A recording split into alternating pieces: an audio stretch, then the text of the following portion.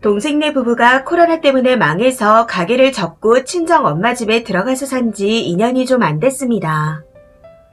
전에는 동생 부부와 저희 부부가 엄마 용돈과 병원비로 사용하시라고 한 달에 30만 원씩 회비를 내는 상황이었고 저희는 따로 용돈으로 100만 원을 더 드리고 있었습니다. 이건 동생 부부는 모르는 상황이었고요. 남편과 상의해서 시댁과 친정에 동일하게 드리기로 하면서 결정된 사항이라 굳이 부담 가게 하고 싶지 않아 그냥 모르게 했습니다. 그런데 동생네가 친정 엄마와 같이 산 이후부터 회비를 내지 않더라고요. 그래서 물어봤더니 같이 살면서 병원에 모시고 가고 생활비도 내고 있다 하더군요. 사실 반박할 수는 있었지만 형편이 힘든 걸 알고 있었기에 굳이 짚고 넘어가지 않았습니다. 그런데 이번에 제보가 어떻게 알았는지 엄마께 보내는 용돈을 본인들한테 보내주면 알아서 생활비로 잘 쓰겠다며 연락을 해왔더라고요. 그러면서 130만 원을 전부 다 본인들한테 달라고 하는데 너무 어이가 없었습니다. 그래서 무슨 엄마 생활비를 제보한테 보내냐 하고 물어봤더니 장모님 병원비에 장 보는 값, 기름값 등 돈이 많이 들어간다며 너무 부담이 된답니다. 그래봤자 아직 혈압약과 당뇨약을 타는 게 다이고 집에만 계셔서 달에 한 번 병원 갈 때 차 타는 게 끝입니다. 그런 사실들을 다 알고 있는데 구구절절 힘든 점만 얘기하기에 들어가서 사는데 그 정도는 내야 되지 않겠냐 물어봤더니 본인들이 모시고 사는데 고맙지도 않냐며 개소리를 하더라고요. 너무 기가 차고 어이가 없어. 제부야말로 우리 엄마 집에 얹혀서 사는 거 고맙지도 않냐. 말도 안 되는 소리 하지 마라. 이런 식이면 그냥 엄마 집에서 나가라. 하고 말했더니 갑자기 동생이랑 얘기하라며 전화를 끊어버리더군요. 어이가 없는 건 친정 엄마한테 전화해서 물어봤더니 병원비를 동생네 부부가 내준 적이 단 한 번도 없다는 겁니다. 너무 괘씸하고 화가 나서 월세를 받든 내쫓든 하라고 말씀드렸지만 무슨 이유인지는 몰라도 동의하지 않고 계속 회피를 하시더라고요. 그래서 동생한테 전화해서 따졌더니 엄마가 자꾸 언니 부부하고 우리를 비교해서 말한다. 그래서 용돈을 따로 보내는 것도 알게 됐다. 우리는 생활비 내는 것도 벅차니 도와달라 하고 뻔뻔하게 말하더군요. 그런데 여기서 더 짜증나는 건 본인들이 키우던 고양이도 결국 엄마 몫이 되었다는 겁니다. 엄마가 동물을 엄청 예뻐하시는데 먼저 보내는 걸 못하셔서 안 키우셨던 거라 좋아하긴 하세요. 문제는 그래서인지 은근슬쩍 주 보호자를 엄마한테 넘겨서 동물병원도 다 엄마가 데리고 다니고 드는 돈도 다 내고 계신다는 겁니다. 생활비도 본인들이 사러 가서 직접 카드로 결제하지 않는 이상 엄마가 다 내시는 것 같고요. 물론 연금이 나오고 있어 빠듯한 실정은 아니지만 그래도 여유롭게 쓰시라고 용돈을 드리는 건데 동생 부부가 은근히 다 빼먹고 있던 것도 모자라 이젠 뺏으려고까지 하니 너무 화가 납니다. 진짜 정신 차리게 하고 싶은데 마음 약한 엄마는 내쫓지도 못하고 정말 답답하네요. 후기입니다. 댓글을 많이 달아주셔서 놀랐습니다. 푸념하듯 그냥 쓰고 잊고 있다가 확인했는데 많은 분들이 조언을 해주셨네요. 이미 해결을 하고 나서 보게 되어 죄송할 뿐입니다. 우선은 가장 먼저 이 일을 남편과 상의했습니다. 그런데 남편이 친정과 시댁에 같은 돈을 주기로 한 거라 아예 안 주는 건 싫다 하더라고요. 그래서 엄마한테는 앞으로 월 30을 넣은 체크카드를 드리기로 했고 추가적으로 월 100만 원씩은 따로 모아 동생네가 나가거나 엄마가 아프셔서 큰돈이 들어갈 때 쓰기로 결론을 내렸습니다. 남편은 끼고 싶지 않다 해서 저만 엄마 집에 가서 위 내용을 말씀드렸네요. 남편이 이런저런 일 때문에 제부를 정말 싫어하거든요. 아무튼 말씀은 드리고 왔는데 그 자리에 제부는 없었습니다. 앞으로 100만 원은 안 드리고 30만 원을 카드로 드리겠다 말씀드리니 힘이 엄청 빠진 목소리로 알겠다 하시더라고요. 마음은 아팠지만 엄마를 위해서도 이게 맞는 것 같았습니다. 그리고 동생이랑도 얘기를 해봤는데 동생네 가게가 망해서 들어오긴 했지만 제가 알기로는 2년 동안 복구하지 못할 금액은 아니었습니다. 전에 요즘 뭐 하면서 지내냐 물어본 적이 있었는데 그냥 이것저것 준비하고 있고 주변에 알리고 싶지 않다 해서 잘 살겠거니 싶었습니다. 그런데 아직도 엄마 집에 붙어 있고 심지어 생활비도 안 내겠다고 징징대는 모습이 너무 이상해서 또 물어보게 되었죠. 그랬더니 버럭 화를 내더라고요. 네가 내 엄마냐 뭐냐. 단 한 번도 도와주지 않고 사람 까내리니까 좋냐? 하면서 미친년처럼 굴길래 옛날로 돌아가서 소리 지르고 밀면서 싸우게 되었습니다.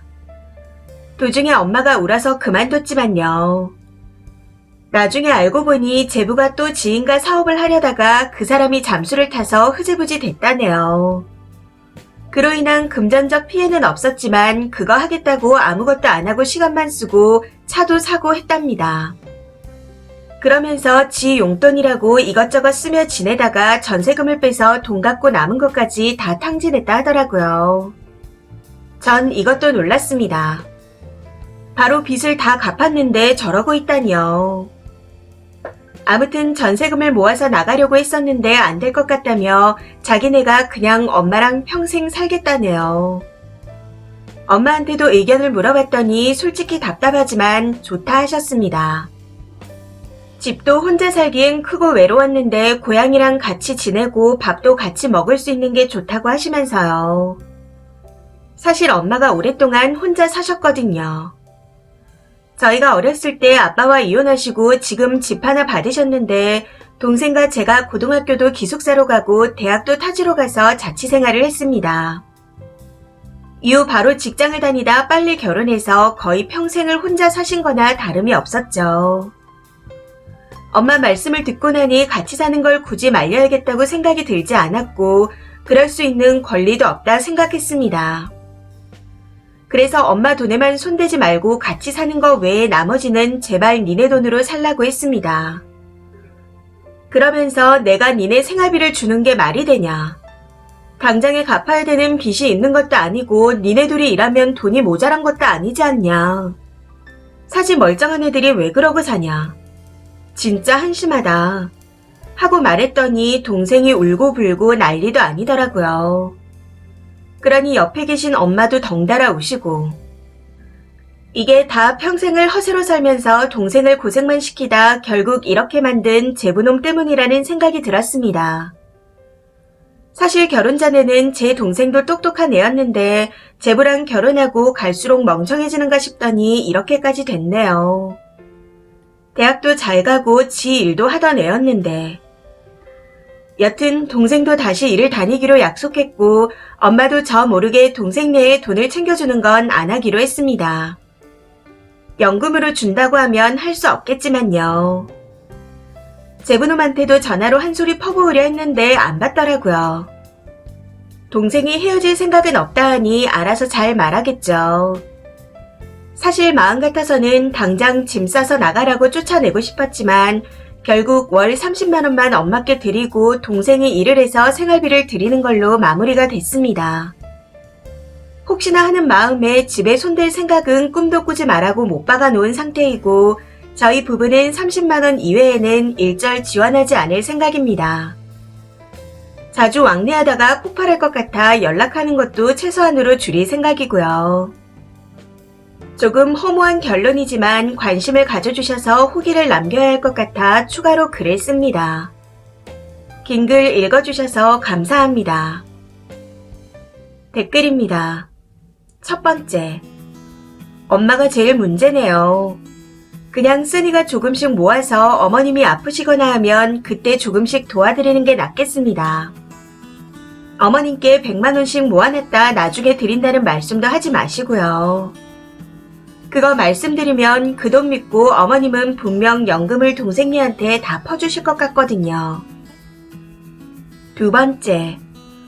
어머님 용돈 따로 주지 말고 주택연금 신청해서 그걸로 돌아가실 때까지 쓰시라고 하세요. 저렇게 같이 살다가 집 물려받을 생각인 듯한데 정말 답답합니다. 세 번째. 죄송한데 님 남편분이 처가 잘못 만나서 제일 불쌍하네요. 동생분은 똑똑한 애였는데 제부 잘못 만나 어쩌고 할 것 없이 그냥 나이든 엄마 등골 빼먹는 한심한 딸입니다. 창피한 줄 알라 하시고 지원 다 끊으세요. 엄마도 당신이 같이 사는 거 괜찮다 하셨으니 알아서 하시라고 하고요. 다 살 만큼 산 성인들인데 알아서들 하겠죠.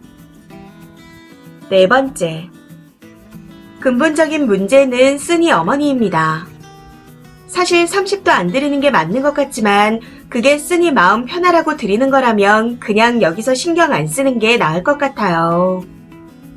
문제는 지금 어머님 집까지 홀라당 말아먹고 길바닥에 나앉았을 때 그때 쓰니가 모른 척 할 수 있을까요?